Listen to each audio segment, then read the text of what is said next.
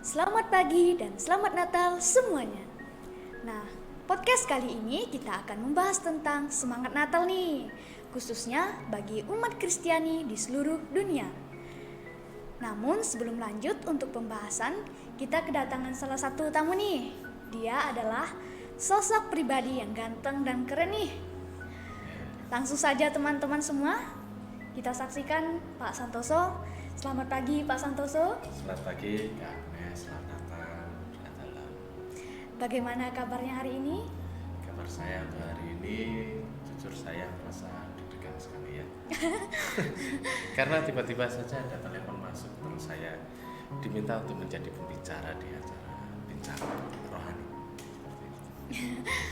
Kok merasa deg-degan ini Pak Santoso? Apa karena bertemu Kak Agnes yang cantik ini ya? Ya secara ya, untuk bagi saya sendiri baru santai-santai, enak-enak menikmati liburan Natal. Ya telepon masuk, terus saya diminta untuk datang ke sini sebagai pembicara seperti itu. Bicara soal Natal nih Pak Santoso, apa yang menjadi Natal ini istimewa buat Pak Santoso sendiri? Oke, untuk saya sendiri ya, untuk Natal terus terang saya, Natal itu adalah suatu anugerah, suatu rahmat yang perlu kita syukuri, karena hal yang paling mulia itu adalah suatu tanda di mana Yesus Kristus sendiri lahir di dunia seperti itu. Nah, mengenai rahmat nih ya Pak Santoso, Oke. rahmat itu apa sih Pak Santoso? Kalau untuk saya, rahmat yang seperti saya terangkan tadi adalah anugerah ya. Di situ saya bisa katakan anugerah itu seperti berkat tersendiri untuk kita. Kemudian Yesus yang lahir itu sebenarnya adalah berkat atau anugerah juga bagi kita, yaitu dari Allah untuk menebus dosa umat manusia. Baik Pak Santoso, tema kita saat ini kita akan membahas apa itu Natal. Nah, dan bisa jadi bagaimana Natal itu sampai saat ini menjadi ciri khas umat Kristiani. Baik, menurut Pak Santoso sendiri nih ya, selain berkat dan sukacita Natal, apa yang menjadikan tradisi Natal ini selalu diperingati setiap tanggal 25 Desember? Ya, oke. Jadi begini ya, kita perlu ketahui terlebih dahulu tentang Natal itu bahwa adalah suatu tradisi bangsa Romawi yang pada saat itu di mana di daerah tersebut itu terselimuti oleh salju. Sebelum terselimuti di situ sudah menjadi kebiasaan orang di sana dan terbaca bahwa matahari itu akan terakhir untuk bersinar di tanggal 20 atau 21 Desember seperti itu. Oh begitu ya Pak Santoso. Bisa terjadi seperti itu sekitar tahun berapa ya Pak Santoso? Dari yang sudah-sudah yang saya baca dari beberapa artikel, buku, jurnal dan lain sebagainya, sejarah itu terjadi sekitar kurang lebih pada abad keempat, sehingga segala rumusan pun mengenai tentang hari raya diputuskan oleh gereja pada saat itu. Berawal misalkan ya, dari tanggal 25 Maret yang diperingati sebagai hari Maria terima kabar dari malaikat, kemudian bisa dikatakan Yesus terkandung di dalamnya. Nah, secara dihitung setelah 9 bulan adalah jatuh pada bulan Desember dari Natal kelahiran. Ya, sangat menarik sekali ya ini pembicaraan kita saat ini. Dapat mengetahui sejarah perkembangan gereja atau kekristenan awal saat itu. Ya.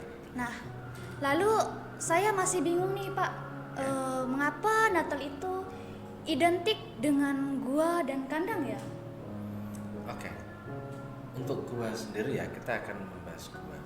Jadi Natal yang ada pada saat itu, gua ini adalah tidak terlepas dari kebiasaan Santo Fransiskus Assisi, yang saat itu dia adalah seorang santo yang dengan gagah dirinya adalah mencintai alam, nuansa-nuansa alam dan juga hewan-hewan.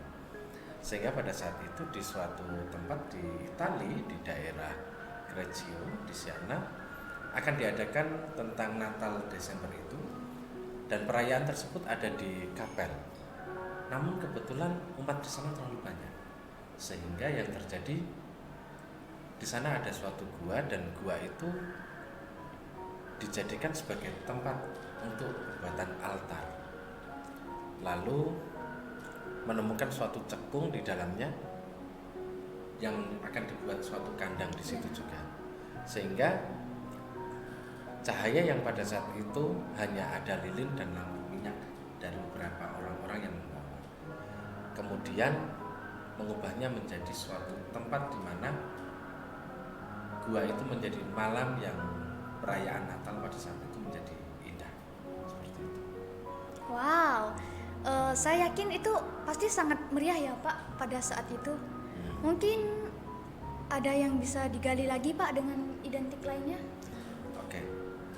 Nah, pada saat itu juga ya, kembali lagi, Fransiskus saat itu memang sudah izin dengan uskup setempat, bahkan kepada paus, untuk melakukan acara Natal ini lebih berbeda, sehingga umat di sana yang ingin mengikuti Natalan, bagi mereka yang mempunyai peliharaan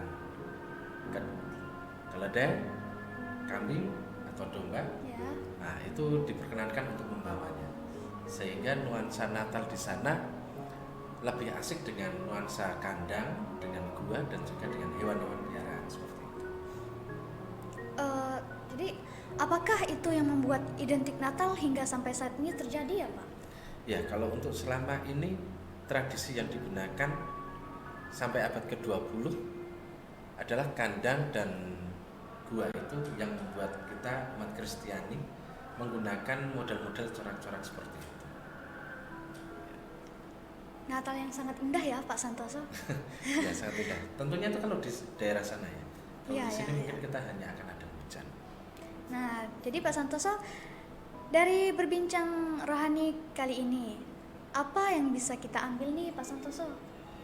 Ya, untuk saya sendiri, perbincangan kita bincang rohani ini, Natal itu adalah bagi saya harapan bahwa Yesus itu hadir sebagai hadiah teristimewa dari Allah sendiri, di mana Allah yang menjelma menjadi manusia sama seperti kita.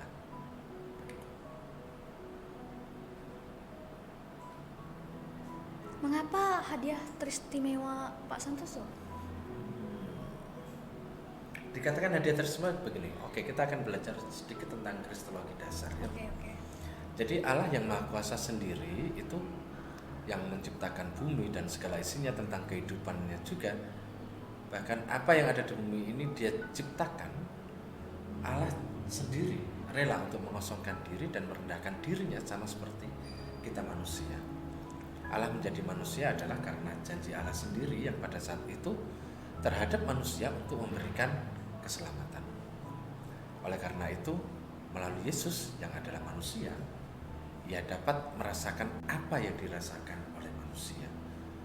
Yesus dapat merasakan semuanya, rasa sakit, lelah, dan mungkin bahkan ketika dicambuk di kayu salib, bahkan menangis pun juga bisa. Di mana merupakan perasaan manusia yang pada saat itu adalah perasaan tidak ada daya untuk menjalani hidup. Jadi berbicara soal kelahiran yang istimewa ini, kita tidak hanya berbicara Natal saja ya Pak Santoso, Ya, benar. melainkan kita juga dapat memahami arti salib ya Pak, Ya. seperti hari Paskah yang artinya kebangkitan.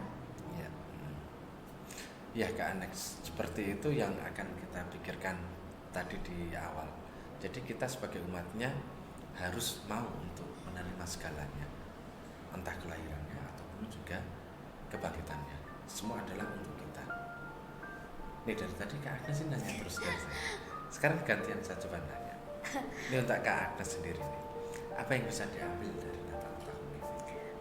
Kalau bagi saya sendiri, di mana Natal ini kita mau sungguh merasakan kasih-Nya. Allah Sang Kasih selalu bersama dengan kita. Immanuel, Allah beserta kita. Ia tidak pernah meninggalkan kita dalam keadaan apapun. Ia selalu menjaga kita, sehingga kaki kita tidak pernah goyah dalam mencari dan menemukan jalan-jalan kreatif. Ya, Agar karya keselamatan Allah dapat dirasakan oleh sebanyak mungkin orang. Ya, seperti yang saya rasakan, tidak cuma saya sendiri, tapi orang juga bisa merasakan siap. Amin. kasih dan damainya. Ya, semoga kita mampu menjadi berkat bagi sesama, khususnya mereka yang membutuhkan. Amin ya Pak Santoso. Oh iya nih, untuk menutup acara podcast ini, kita semua akan mendengarkan sajian lagu Natal dari sekelompok paduan suara dari POS. Ya, mantap rasanya. Nanti kita akan dengarkan. Saya Agnes, pembawa acara ini, pamit undur diri. Saya Santoso, pamit undur diri. Selamat Natal dan selamat Tahun Baru 2023. Tuhan memberkati.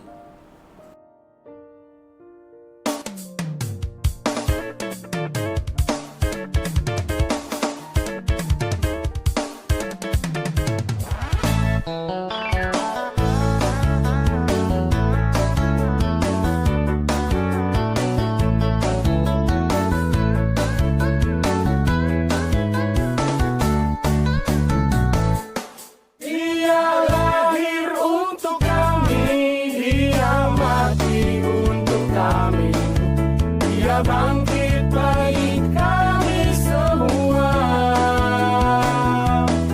Dia itu Tuhan kami, Dia itu Allah kami.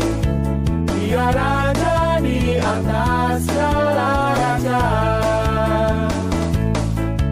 Dia itu firman Allah yang turun ke bumi, yang jadi sama manusia.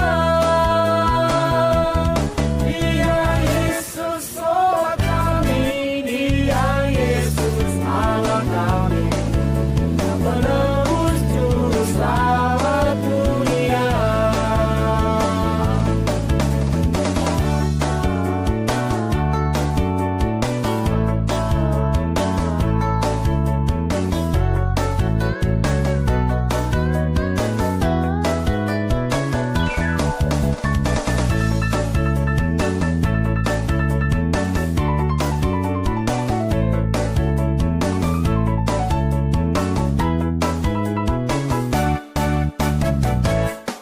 Dia lahir untuk kami, Dia mati untuk kami, Dia bangkit bagi kami semua.